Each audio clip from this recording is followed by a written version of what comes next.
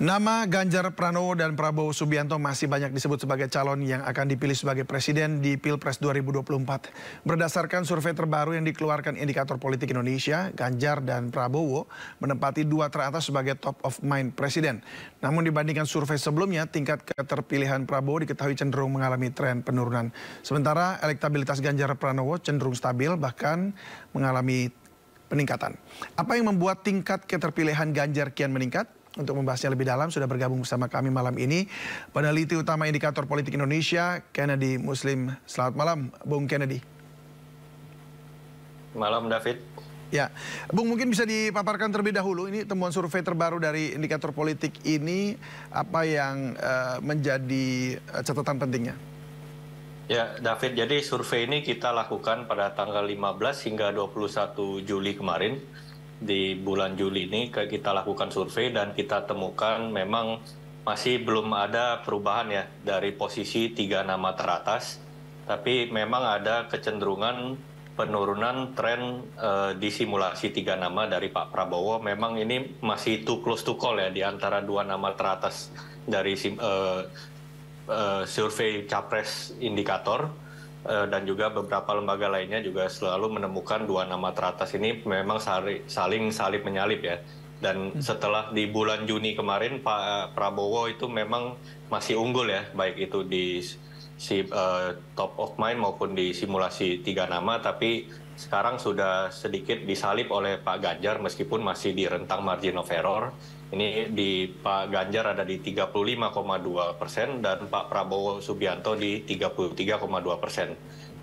Perlu saya catat ini tentu saja sebelum peristiwa deklarasi dari Golkar dan PAN lagi. Meskipun di dalam survei kita memang kita fokus dari rilis kita hari ini adalah terkait dengan fenomena split ticket voting ya, David. Jadi split ticket voting ini bagaimana kita menganalisa tingkat dukungan dari pemilih dari partai-partai yang sudah mendeklarasikan diri berkoalisi untuk mengusung sebuah nama capres.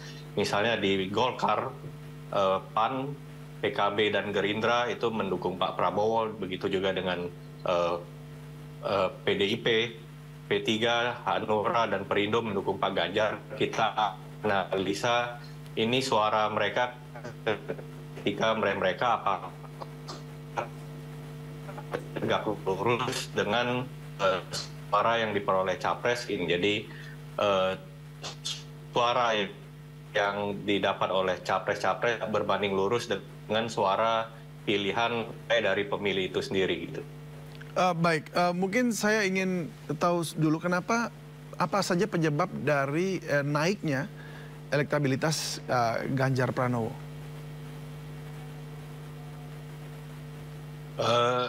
Kalau kita lihat memang di tren survei kami, suara Pak Ganjar itu relatif stagnan selama 1 bulan terakhir, tapi memang ada penurunan di suara elektabilitas Pak Prabowo gitu. Dari survei bulan Juni itu suara Pak Prabowo di 36,8 turun ke 33,2, sedangkan Pak Ganjar dari 35,7 ke 35,2. Ini memang secara statistik tidak signifikan ya penurunannya, jadi bisa dibilang relatif stagnan gitu suara Pak Ganjar, tapi ini sudah menyalip Pak Prabowo yang mengalami penurunan gitu. Jadi memang Pak Ganjar sekarang di dalam simulasi 3 nama bersama dengan Pak Prabowo dan Pak Anies memang sekarang di posisi teratas gitu dengan 35,2%. Oke, apa penyebab dari stagnan dari hampir semua, bahkan kalau Pak Prabowo atau Pak Anies juga mengalami penurunan? Apakah ada faktor-faktor lain?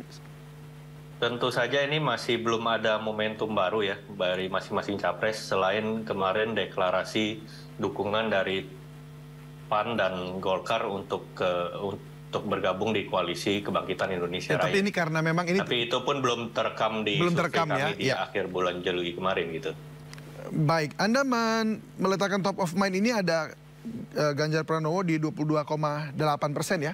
Kemudian Prabowo Subianto 22,2%, itu bedanya 0,6%. Lalu kemudian ada Anies Baswedan 15,4%, dan lah ini ada nama Pak Joko Widodo juga 4,2%. Ini ya, jadi dalam tiap survei kita memang ada pertanyaan top of mind. Top of mind ini artinya, David, kita tidak memberikan list nama kepada kepada responden gitu. Jadi ini secara spontan responden mengutarakan responnya ketika ditanyakan bila pemilihan presiden diadakan sekarang, siapa yang akan mereka pilih sebagai presiden, mereka menjawab secara spontan. Oleh karena itu memang sering ditemukan nama incumbent presiden yang tidak bisa maju lagi juga tetap disebutkan oleh responden dan kita tetap masukkan dalam list top of mind kita gitu. Baik, lalu bagaimana dengan simulasi-simulasi yang dibuat, misalnya dengan 2 nama lalu 3 nama, apa yang muncul? Ya. Dari simulasi 2 nama juga ada hal yang menarik. Jadi dari simulasi 2 nama terjadi penyempitan selisih dukungan antara Pak Prabowo dengan Pak Ganjar ya. Dari sebelumnya selisih ketika kita adakan simulasi 2 nama, selisihnya masih di angka sekitar 9%, 9-10% di bulan Juni. Kemudian sekarang sudah menyempit ya, gap tersebut menjadi tinggal 7% sekarang gitu. Ya, tapi memang masih Pak Prabowo unggul ketika kita simulasi 2 nama karena kita temukan basis massa dari pendukung Anies Baswedan masih sebagian besar mengalir ke Pak Prabowo ketimbang ke Pak Ganjar gitu. Tapi ini ada tren perbaikan bagi Pak Ganjar di mana gap tersebut sudah semakin mengecil gitu. Lalu apa yang terjadi jika itu simulasinya 3 nama? Di simulasi 3 nama Pak Ganjar masih unggul, jadi ini berarti masih belum ada capres yang mendapatkan suara 50% plus 1 untuk menang 1 putaran. Jadi jika pemilu diadakan sekarang, sudah kemungkinan besar ini akan tetap terjadi 2 putaran di mana Pak Ganjar dan Pak Prabowo yang akan lolos ke putaran kedua. Baik, jika memang pemilu dilakukan sekarang, lalu dengan simulasi 3 nama, maka yang maju berarti kan Pak Ganjar dan Pak Prabowo begitu? Atau Pak Prabowo, ya benar. Akan 2 seperti itu. Apakah itu akan berlaku bersama juga nanti dengan putaran kedua hasilnya dengan simulasi 2 nama? Tentu saja ini semua kan saat ini belum mulai masa resmi kampanye ya Mas. Jadi masih sangat dinamis. Isu-isu negatif serangan terhadap masing-masing capres pun juga memang sudah ada, tapi namun belum sekeras nanti ketika kita memasuki musim kampanye gitu loh. Jadi memang situasi masih sangat dinamis. Survei ini hanya memotret saat survei dilakukan gitu loh, sebagai snapshot saat survei dilakukan gitu loh. Jadi situasi ketika kita sudah memasuki masa kampanye tentu nanti akan sangat berbeda gitu.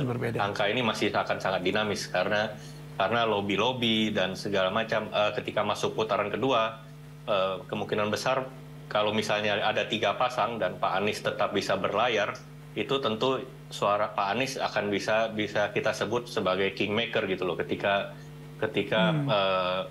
yang maju ke putaran kedua nanti Pak Ganjar dan Pak Prabowo gitu loh. Dan itu masih sangat dinamis, siapa yang bisa melobi dan juga mendapatkan dukungan dari pendukung dari Pak Anies yang misalnya ketika survei dilakukan gagal melaju ke putaran kedua gitu. Jadi situasi akan menjadi sangat dinamis itu nanti ketika pemilu dilakukan gitu. Apalagi kalau terjadi 2 putaran.